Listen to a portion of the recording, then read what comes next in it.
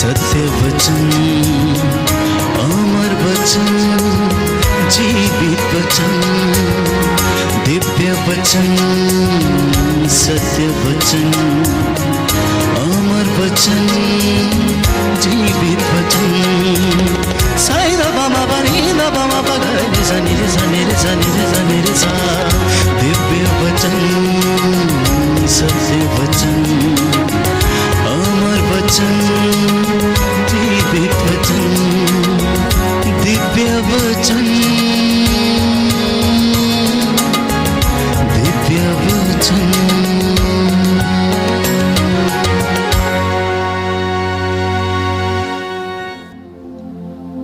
प्यारे भाइयों और बहनों, हमारी इस दुनिया में अत्यधिक अशांति है। हमारी इस दुनिया में अत्यधिक अशांति है। आप में से इस वक्त बहुत सारे लोग प्रार्थना कर रहे हैं लेकिन फिर भी अशांत हैं। आप जो इस वक्त घरों में से इस ऑनलाइन आराधना में भाग ले रहे हैं,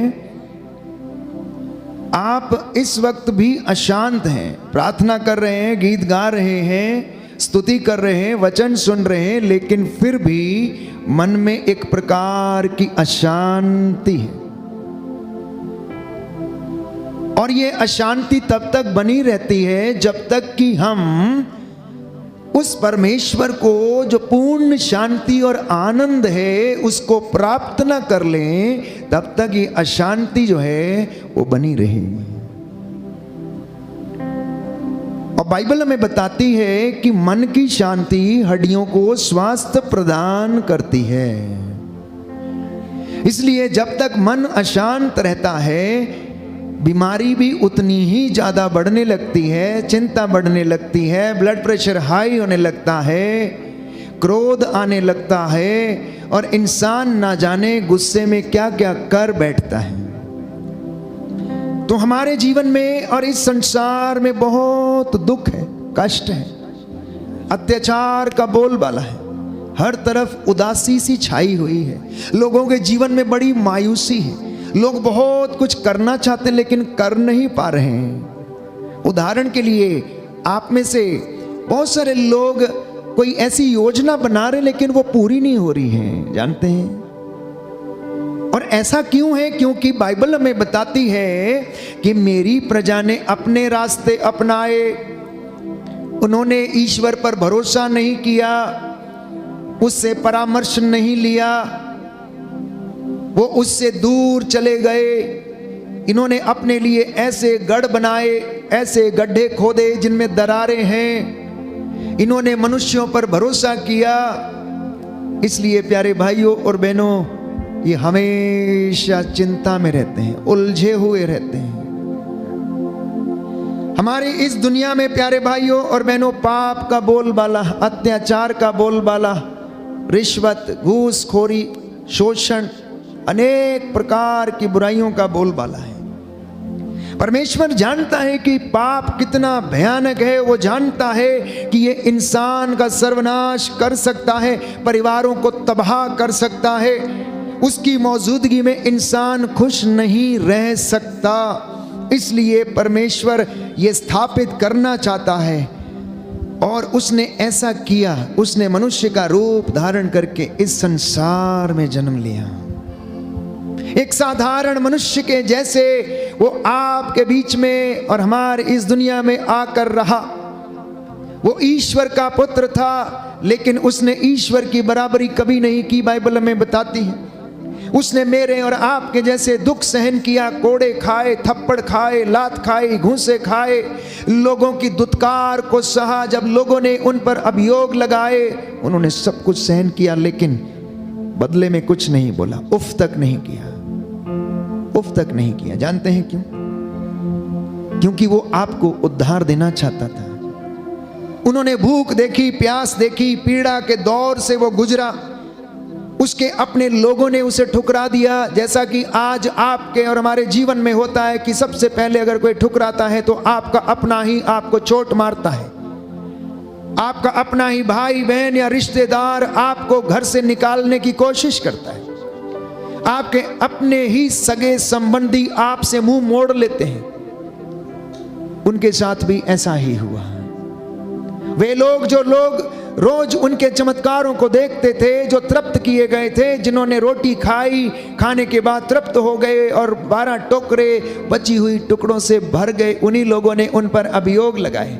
जिन लोगों ने होसाना हालेलुया के नारे लगाए थे, अब वे ही उससे दूर चले गए थे। उन्हीं में कुछ लोग ऐसे थे जो उन पर अभियोग लगाते थे। उसे मारा गया, कुचला गया, थप्पड़ मारे गए, उसके मुंह पर थूका गया, लेकिन वो सहता रहा। वो सहता रहा प्यारे भाइयों और बहनों, वो सहता रहा। इसलिए उस यीशु के विषय में हमें जानने की आवश्यकता है। उस यीशु के विषय में हमें जानने की आवश्यकता है। जानते हैं आज हमारी दुनिया दुख में क्यों है, परेशान क्यों है, चिंता में क्यों है? क्योंकि इन्होंने परमेश्वर के वरदान को नहीं पहचाना। तो प्रभु ने कहा कि मेरी प्रजा से कहो कि जब ज्योति इनके बीच में आई तो इन्होंने उसको स्वीकार करना नहीं चाहा।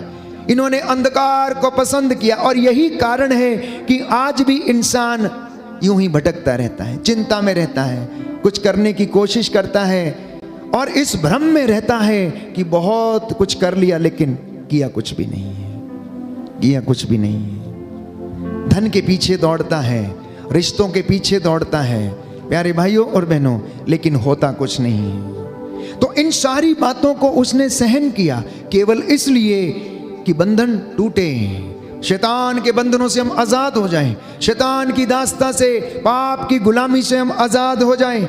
हमें कोई ऐसा व्यक्ति मिल जाए जो हमारे पापों को हमसे आजाद करे, दूर करे, क्षमा कर दे। उसने इसलिए सहन किया ताकि वो इस दुनिया में शांति को स्थापित करे, आपके उद्धार के लिए, आपकी मुक्ति के लिए, गरीबी की ताकत, श्रापों के बंधनों को तोड़ने के लिए क्रूस पर उसने अपने आप को समर्पित किया और उसने लहू बहाया।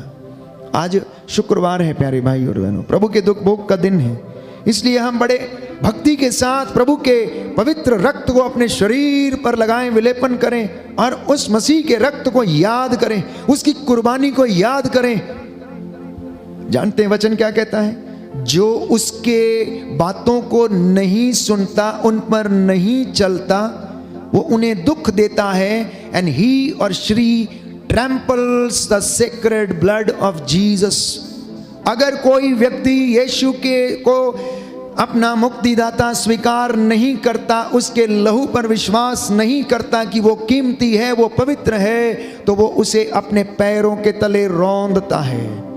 और बाइबल ये कहती है कि जो व्यक्ति स्वीकार नहीं करता वो दोषी ठहराया जा चुका है, लेकिन जितनों ने उसे स्वीकार कर लिया है उन्होंने उद्धार पा लिया। बोलिए आमेन, आमेन, हालेलुया, हालेलुया। यीशु की स्तुति हो, यीशु की स्तुति, यीशु को धन्यवाद, यीशु को धन्यवाद, यीशु की आराधना हो, यीशु की महिमा हो, यीशु की महिमा, यीशु की आराधना हो, यीशु की आराधना, यीशु को धन्यवाद, यीशु को धन्यवाद, हालेलुया, हालेलुया, हालेलुया, हालेलुया। तो आज का विषय प्यारे भाई और बहनों, मैं आपसे जिस संबंध में बात करना चाहता हूं वो ये है कि आप परमेश्वर के वरदानों को पहचानिए। मसीहों को परमेश्वर के वरदानों को पहचानने की आवश्यकता है। इस दुनिया को परमेश्वर के अद्भुत कामों को जानने पहचानने की आवश्यकता है कि परमेश्वर ने आपके लिए कितने अभूतपूर्व चिन्ह और चमत्कार दिखाए।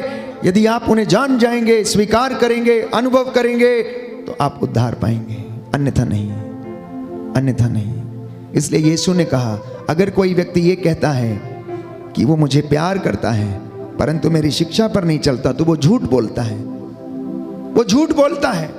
कहता है अगर कोई व्यक्ति अपने भाई से प्रेम नहीं करता तो हत्यारे के समान है। और तुम लोग जानते हो कि हत्यारे में जीवन नहीं है, हत्यारे में जीवन नहीं है। इसलिए प्रियजनों, प्रभु यीशु ने इन तमाम दुखों को मेरे और आपके लिए इसलिए सहा कि वो मेरे और आपके देश में शांति बनाए रखे, हमारी कलीसियाओं में शांति बनी रहे, जीवन में शांति बनी रहे। आपको नित्य प्रतिदिन प्रभु अपने दासों के द्वारा अपना वचन सुनाता है। लेवी ग्रंथ अध्याय 26 पद संख्या 6 में लिखा हुआ है कि मैं देश भर में शांति बनाए रखूंगा। जिससे कि निर्भय होकर तुम सुख की नींद सो सको। Why don't you believe in this word? क्यों आप विश्वास नहीं करते हैं? आप लोग जिन्होंने मसीह को स्वीकार किया, उसके नाम का बपतिस्मा ग्रहण किया है, क्यों आप इस बात पर विश्वास नहीं करते? और यदि विश्वास करते हैं तो आप उदास क्यों हैं, अशांत क्यों हैं, चिंता में क्यों हैं? क्यों आपके घर में अशांति है? जबकि बाइबल ये कहती है कि परमेश्वर ने कहा लेवी के ग्रंथ अध्याय 26 पद संख्या 6 में, मैं देश भर में शांति बनाए रखूंगा जिससे कि तुम निर्भय होकर शांति की नींद सो सको। आप में से कितने हैं जो शांति की नींद नहीं सो रहे हैं, अशांत हैं? आपको डर लगता है आज घर में कुछ हो जाएगा, आपको डर लगता है मेरा बिजनेस समाप्त हो जाएगा, आपको डर लगता है मेरा पति मर जाएगा, आपको डर लगता है मेरी पत्नी मर जाएगी, आपको डर लगता है मेरे बच्चों के साथ ऐसा हो जाएगा। आखिर क्यों? इसका मतलब कि हम संपूर्ण रूप से विश्वास नहीं करते। इतना ही नहीं, बाइबल यह कहती है, स्तोत्र संख्या 29 साम नंबर 29 वर्स 11, प्रभु अपनी प्रजा को बल प्रदान करेगा, प्रभु अपनी प्रजा को शक्ति का आशीर्वाद देगा। The Lord will give you the blessings of strength. The Lord will bless your each and everything. वो आपके अन्न जल को आशीष प्रदान करेगा। बट बड़ी विडंबना है कि वचन सुनने के बाद भी लोगों ने आशीर्वाद नहीं पहचाने, प्रभु के वरदानों को नहीं पहचाना। आप शायद नहीं पहचान रहे कि आपके पास कौन सी बपौती है। आपको शायद मालूम नहीं है कि प्रभु ने जिस प्रजा को चुना, जिसको पवित्र किया, जिसको उसने अपना बेटा बेटी कहा, दास नहीं कहा, मित्र कह के उसने बुलाया, ये उसका वरदान है। पहचानिए प्यारे भाइयों और बहनों, पहचानिए एक मित्र के साथ कैसे बात की जाती है, आप उस तरह से बात कीजिए। इसलिए मैं आप लोगों से कई मर्तबा कह चुका हूं कि जब आप वेदी के सामने आते हैं, जब आप पुरोहित को वेदी पर खड़ा देखते हैं, जब आप परम प्रसाद को ऊपर किए हुए देखते हैं, जब आप इस वेदी के इर्द गिर्द देखते हैं, तो परमेश्वर की उपस्थिति को आप देखें, उसे उतना बड़ा देखें जितना बड़ा वो है, क्योंकि ये वेदी उसका सिंहासन है। प्यारे भाइयों और बहनों, अगर हम ये कहते हैं कि kingdom of heaven is a spiritual reality, तो हम ये भी कह सकते हैं कि जिस दुनिया में हम रहते हैं प्यारे भाइयों और बहनों, वो लगभग नरकीय वास्तविकता है, वो लगभग नरकीय वास्तविकता है। क्योंकि इस दुनिया में जो नरक में होता है वो सब कुछ हो रहा है। इस दुनिया में जो कुछ होता, इस धरती पर जो कुछ हो रहा है, लगभग उससे भी ज्यादा प्यारे भाइयों और बहनों नरक में भी वही होता है। मार काट, चोरी, घूस, अत्याचार, शोषण, अश्लीलता, हर प्रकार के दोषारोपण, हर प्रकार की बुराई, हर प्रकार के घिनौने कृत्य, चोरी, ईर्ष्या, निंदा, छल कपट, दल बंदी। तो अगर हम ये कहें कि हम इस प्रकार की दुनिया में रहते हैं, तो क्या ये नरक के समान नहीं है? इंसान इतना भयानक दुख भोगता है, तो क्या यह जीते जी मेरे और आपके लिए नरक नहीं है? हम स्वर्ग और नरक की बात करते हैं कि हमारा न्याय वहां होगा। प्यारे भाइयों और बहनों मसीहों, आप जान लीजिए कि रोज आपका न्याय होता है। Every day you are being judged. Why don't you understand? प्रभु आपसे ये बातें कर रहा है कि मेरे बेटे, मेरी बेटी, तेरे आचरण का लेखा तुझसे मांगा जाएगा। प्रभु यीशु मत्ती के सुसमाचार में कहता है कि तेरी निकम्मी बात का जवाब तुझे देना पड़ेगा। तेरे मुख से निकली हुई हर एक निकम्मी बात का हिसाब तुझे देना पड़ेगा। इसलिए संत पौलुस कहता है, तेरे मुंह से अश्लील बात ना निकले, तेरे मुंह से कोई गंदी बात ना निकले, तेरे मुंह से ढिठाई के शब्द ना निकले, तेरे होंठ पवित्र हों। इसलिए स्तोत्रकार कहता, कौन मेरे मुंह पर पहरा बिठाएगा, कौन मेरे होंठों पर पहरा बिठाएगा। याकूब के पत्र में हम पढ़ते हैं कि हमारी ये जुबान प्यारे भाइयों और बहनों, अगर ये किसी पर टूट पड़ती है तो ये लोगों को घायल करती है। तलवार के कांटे का इलाज हो जाता है, लेकिन जीभ के कांटे का इलाज संभव नहीं है।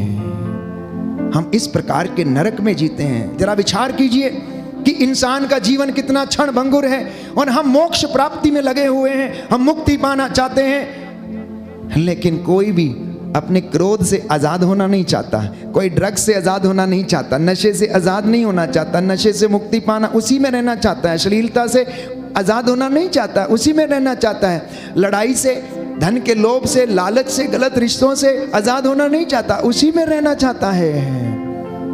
अगर आपको आज़ाद होना है तो अपनी हर प्रकार की बुराई से, बुरे विचारों से, निंदा से, ईर्ष्या से आजाद हो जाइए। आपकी आत्मा बड़ी खुश हो जाएगी प्यारे भाइयों और बहनों।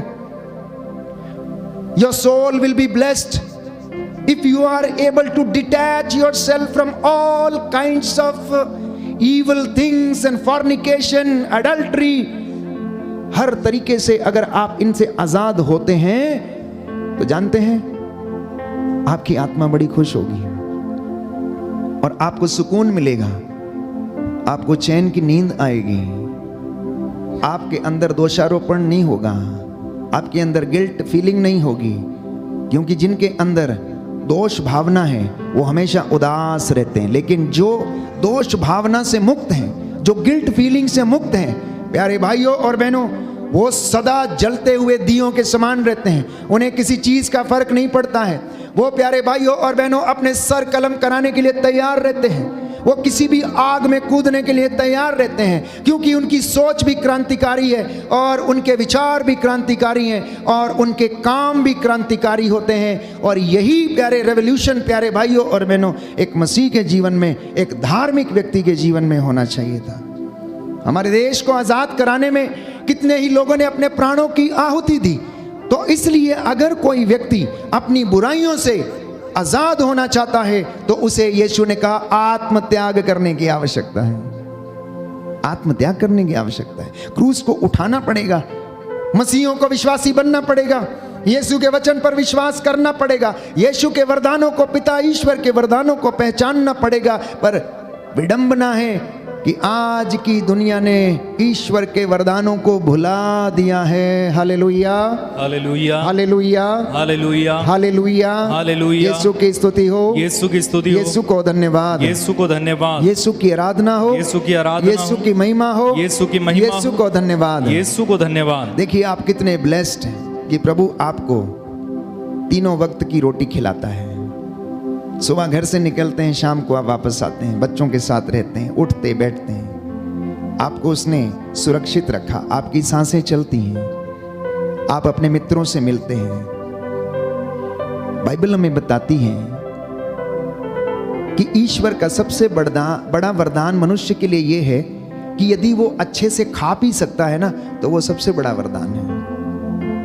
लेकिन यदि वो चीजों को देखे और उन्हें खा ना पाए तो ये कितनी बड़ी विडंबना है। जब हम बीमार हो जाते हैं तो कितनी अच्छी चीज, मनपसंद चीज सामने पड़ी रहती है लेकिन खा नहीं पाते हैं। क्षमा चाहता हूं, शुगर का मरीज बेचारा कितना बर्फी खाना चाहता लेकिन चाहकर भी खा नहीं पाता है। जानते हैं जब बीमारी से हम गुजरते हैं हमें परहेज करने के लिए कहा जाता है। प्यारे भाइयों और बहनों, वो परहेज हमारे शरीर के लिए लाभदायक होता है। वैसे ही हमारे धार्मिक जीवन में भी है। मुक्ति प्राप्त करने के लिए, उद्धार पाने के लिए, ईश्वर के रास्ते पर चलने के लिए हमें कुछ त्याग करने पड़ेंगे, ईश्वर के वरदानों को पहचानना पड़ेगा। अगर हम इन वरदानों को नहीं पहचानते तो हमारे जीवन में प्यारे भाइयों और बहनों अशांति ही अशांति रहेगी। अब देखिए बाइबल क्या कहती है, शांति मिलती क्यों नहीं है और किसे नहीं मिलती है। यशायाह नबी का ग्रंथ अध्याय 48 पद संख्या 22, कुकर्मियों को शांति नहीं मिलती, कुकर्मियों को शांति नहीं मिलती। तो अगर मैं अशांत हूं तो इसका मतलब है कि मेरे कुकर्म मुझे शांत होने नहीं दे रहे हैं। आप अपनी बात पर विचार कीजिए, अपने जीवन पर विचार कीजिए। आप अगर कोई व्यक्ति अशांत है, दिन भर गुस्सा करता है, दिन भर क्रोध में रहता है, दिन भर फाड़ने, मारने, काटने के लिए रहता है, तो आखिर क्यों उसे चिंता है? क्यों? क्योंकि बाइबल कहती है कुकर्मियों को शांति नहीं मिलती। Book of Isaiah chapter 48 verse 22, because they don't recognise the gifts of the Lord, क्योंकि वे ईश्वर के वरदान को नहीं पहचानते हैं। परंतु बाइबल कहती है, book of Isaiah chapter 26 verse 3, यशायाह नबी का ग्रंथ अध्याय 26 पद संख्या 3, कि तू दृढ़ता पूर्वक शांति बनाए रखता, क्योंकि इस राष्ट्र को तुझ पर भरोसा है। जिस राष्ट्र को प्रभु पर भरोसा है तो उनके राष्ट्र में दृढ़ता पूर्वक, नॉट सिंपली, ऐसे यूं ही नहीं, दृढ़ता पूर्वक बाइबल कहती है कि परमेश्वर शांति बनाकर रखता है। जिस कलीसिया को, जिस नगर को, जिस चर्च को प्रभु पर भरोसा है, परमेश्वर उनके घरों में, उनकी कलीसिया में, उनके देश में, उनके राष्ट्रों में दृढ़ता पूर्वक शांति बनाए रखता है। जिस घर का दंपति, पति और पत्नी प्रभु पर भरोसा करते हैं, वो उनके जीवन में शांति बनाए रखता है। हमारी शांति छीनता कौन है? किसने छीनी आपकी शांति? बताइए मुझे, किसने आपकी शांति को छीन लिया है? क्यों आप कहते हैं आकर, फादर जी मैं बड़ा अशांत हूं, मन नहीं लग रहा है, क्या हो गया है? पूछता हूं क्या हो गया है? पता नहीं क्या हो गया फादर जी, पता ही नहीं लगता है, सब कुछ अच्छा था, बस यूं ही बिगड़ गया, एकदम से खत्म हो गया सब कुछ। कुछ भी एकदम से खत्म नहीं होता प्यारे भाई और बहनों, कुछ भी एकदम से खत्म नहीं होता। सुनिए बाइबल क्या कहती है। बाइबल ये कहती है कि पाप हमारी शांति को छीन लेता है। पाप हमारी शांति को छीन लेता है। पाप की वजह से हमारे अंदर दोष भावना आती है, और जिस दिन से वो दोष भावना हमारे अंदर घुस जाती है, उस दिन से हम अशांत हो जाते हैं। कितना भी कोशिश करें लेकिन हम अशांत रहते हैं। आदम जब ईश्वर के साथ था, बिल्कुल खुश था, रोज टहलता, हाथ में हाथ पकड़कर बच्चे के जैसे अदन वाटिका में टहलता था। लेकिन एक दिन उसने गलती कर ली। सांप ने बहकाया हेवा को, हेवा ने फल खाया, तोड़ा और उसको दे दिया, और उन्होंने देखा कि गलती कर ली है। अब इतने दिन तो आज़ादी में बीतते थे, अब लेकिन क्या हो गया? आज उसने देखा कि आज तो गड़बड़ हो गया है, ये क्या हो गया, मैं तो अलग सा लग रहा हूं। उसने जाके अपने आप को पत्तों में छिपा लिया। दोष भावना, गिल्ट फीलिंग। प्रभु ने आकर आवाज दी, आदम आदम तुम कहां हो? कहता मैं तेरी आवाज सुन के डर गया, क्योंकि मैं नंगा हूं। प्रभु ने कहा किसने तुझे कहा तू नंगा है? क्या तुमने उस काम को किया, उस फल को खाया जिसे खाने के लिए मैंने मना किया था? आदम ने गलती स्वीकार करने के बजाय जानते हैं क्या बोला? तूने जिस औरत को मेरे साथ रहने के लिए दिया है, उसने मुझे खिलाया और मैंने खा लिया। इंसान की प्रवृत्ति प्यारे भाइयों और बहनों शुरू से ही क्या है? अस्वीकार करने की है, अस्वीकार करने की, अपना दोष दूसरे के ऊपर मढ़ने की है। हवा ने क्या कहा? शैतान ने मुझे बहका दिया और मैंने वो फल खा लिया। काश उन लोगों ने माफी मांगी होती तो आज ये हाल ना होते हैं। तो ये प्रवृत्ति बचपन से है, और बाइबल हमें बताती है कि इंसान का मन, इंसान का हृदय बचपन से बुराई की ओर है। दाऊद नबी कहता मैं तो मां के गर्भ से ही पापी जन्मा हूं, मैं तो मां के गर्भ से ही अपराधी हूं, मेरी हड्डियां छीज रही, तू मुझ पर दया कर। इसलिए प्रियजनों, आज हम प्रभु के वरदानों को पहचाने के, इस पाप को खत्म करने के लिए परमेश्वर के पुत्र यीशु मसीह ने अपने रक्त को बहाया, जिससे कि इस दुनिया में शांति स्थापित हो सके, शांति स्थापित हो सके। क्योंकि प्रभु का वचन ये कहता है, स्तोत्र संख्या 103 पद संख्या 5, साम नंबर 103 वर्स 5, वह जीवन भर तुझे शांति प्रदान करता है और तुझे गरुड़ की तरह चिरजीवी बनाता है। ये वरदान लोगों ने पहचाना नहीं कि जिंदगी भर परमेश्वर आपको क्या करता है? शांति बनाए रखता, गरुड़ की तरह चिरजीवी लंबी आयु प्रदान करता है। देखिए, आप धोखे में ना रहें। सब जो आए हैं इस दुनिया पर जाना है, किसी को जल्दी तो किसी को बाद। और बाइबल कहती है तेरे आयु के दिन निर्धारित हैं, तेरे आयु के दिन निर्धारित हैं। हो सकता तुझे जल्दी जाना पड़े, हो सकता है तुझे देर से जाना पड़े। इसलिए प्रभु ने कहा जागते रहो, प्रार्थना करते रहो। मौत किस घड़ी आएगी तुम्हें नहीं पता, किस घड़ी खटखटाएगी तुम्हें नहीं पता है।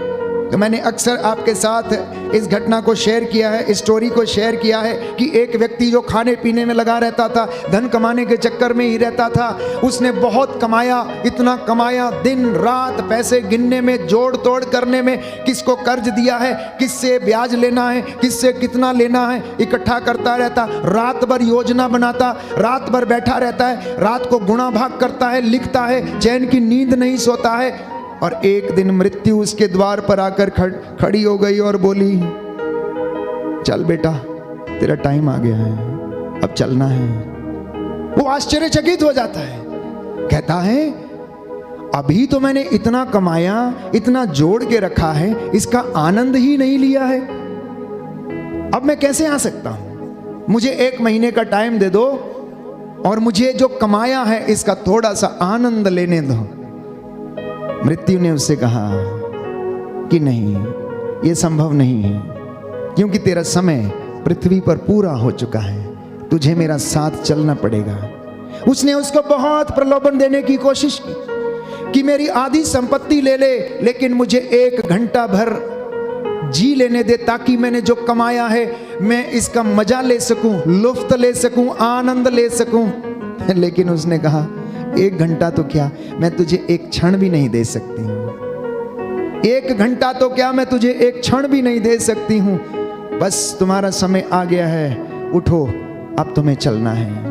इसलिए यीशु ने दृष्टांत सुनाया प्यारे भाइयों और बहनों, उस व्यक्ति का जो अपने लिए सब कुछ करता, कमाता, धन कमाता है और अपने बखारों को तोड़कर नए बनाने की सोचता है, और परमेश्वर उससे कहता, रे मूर्ख, आज रात्रि तेरे प्राण ले लिए जाएंगे, जो जमा किया है वो किसका होगा, वो किसका होगा।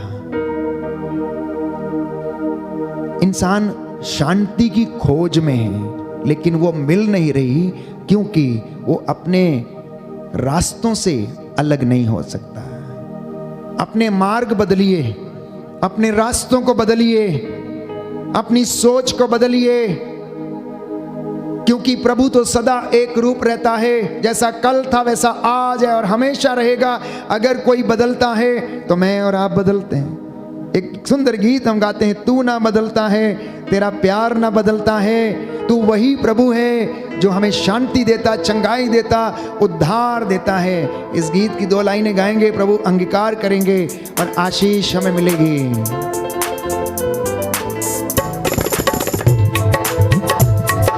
तू ना बदलता है, तेरा प्यार ना बदलता है,